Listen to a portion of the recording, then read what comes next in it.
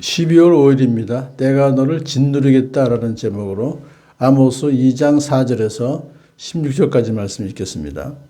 나 주가 선고한다. 유다가 지은 서너 가지 죄를 내가 용서하지 않겠다.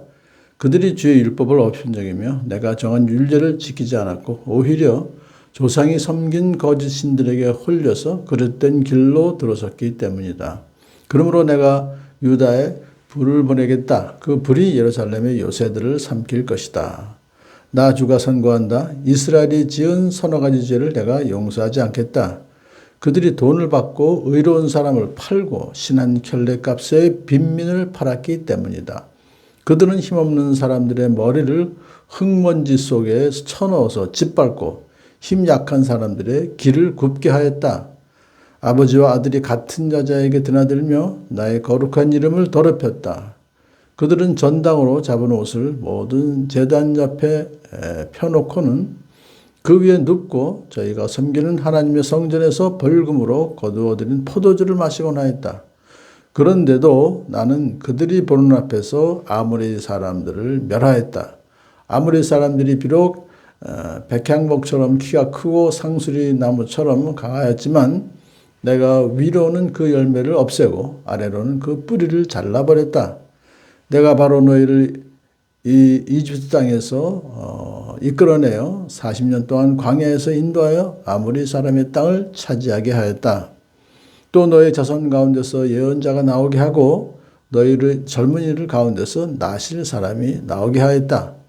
이스라엘 자손아 사실이 그러하지 않느냐? 주님께서 하신 말씀이다. 그러나 너희는 나실 사람에게 포도주를 먹이고 예언자에게는 예언하지 말라고 명령하였다. 곡식단을 가득히 실은 수레가 짐에 짓눌려 가듯이 내가 너희를 짓누르겠다. 아무리 잘 달리는 자도 달아날 수 없고 강한 자도 힘을 쓰지 못하고 용사도 제 목숨을 건질 수 없을 것이다. 활을 가진 자도 버틸 수가 없고 발이 빠른 자도 피할 수 없고 말을 탄 자도 제 목숨을 건질 수 없을 것이다. 용사 가운데서 가장 용감한 자도 그날에는 벌거벗고 도망갈 것이다. 주님께서 하신 말씀이다.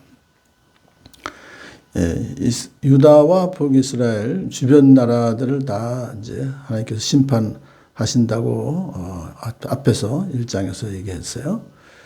자, 그들을 심판하시는 그 원인은 그들이 너무나 잔인하게 억압하고 착취하고 다른 사람 인권을 완전히 이제 무시했기 때문에 그래서 반인권적 반윤리적인 그런 행동을 한 이방 나라들을 심판하셨습니다.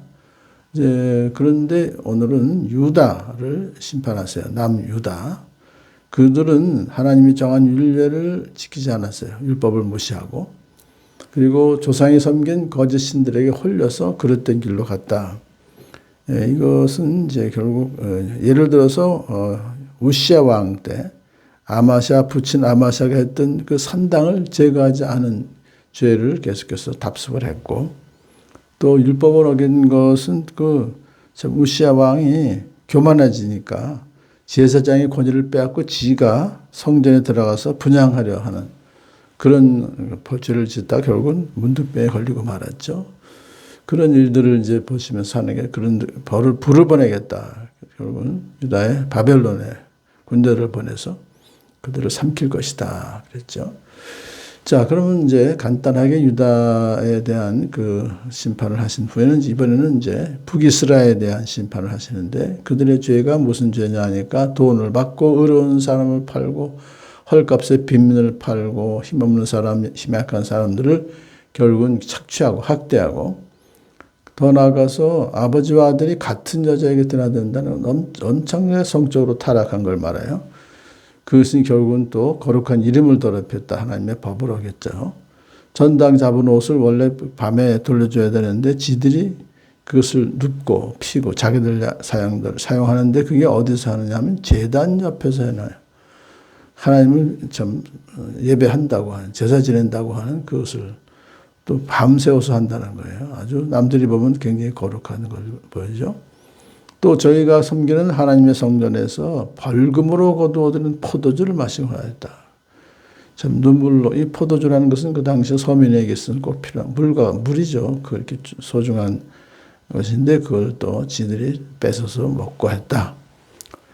자, 그런 죄를 지었음에도 불구하고 하나님은 그들이 보는 앞에서 아모리 사람을 멸하였다. 그건 출애굽한 그 사건을 말해요. 그래서 가나안 땅에 있는 그 아낙 자손, 아모리 사람이 속한 거기를 다 하나님께서는 결국은 이제 열매를 없애고 뿌리를 잘라버리는 그 정도로 아주 강하게 그들을 멸하셨어요. 그 다음에 40년 동안 광야에서 인도해 주시고 또 가나안 땅을 차지하게 해주시고 더 나아가서 계속해서 예언자가 나오게 하시고 예언자가 나오게 하신다는 것은 그들을 사랑하시니까 그들을 올바른 길로 인도하시기 위해서 계속해서 예언자들을 보내주시고 또 젊은이들 가운데서 나실인들이 또 나오게 했다. 그만큼 하나님은 하나님 율법을 어기고 학대하는 그들을 사랑으로 끝까지 이제 이렇게 기회를 주신 거예요. 그런데 그들은 어떻게 했어요? 나실 사람에게 포도주를 먹이고 예언자에게 예언하지 말라고 명령했어요. 이것은 완전히 하나님을 무시하고 하나님의 사람들을 이렇게 학대한 것을 말이죠.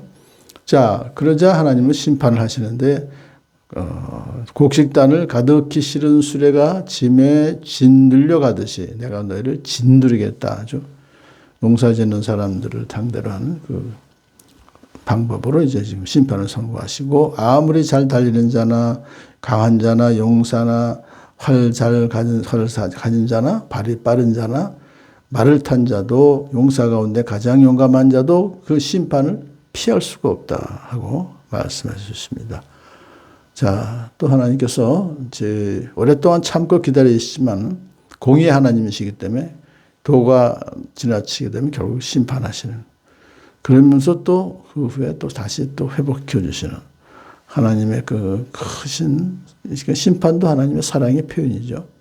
그걸 보면서 우리가 하나님의 사랑을 오늘도 잊지 않고 하나님 말씀에 순종하며 이웃을 섬기며 사랑하며 살아가는 복된 하루 되기를 축복합니다.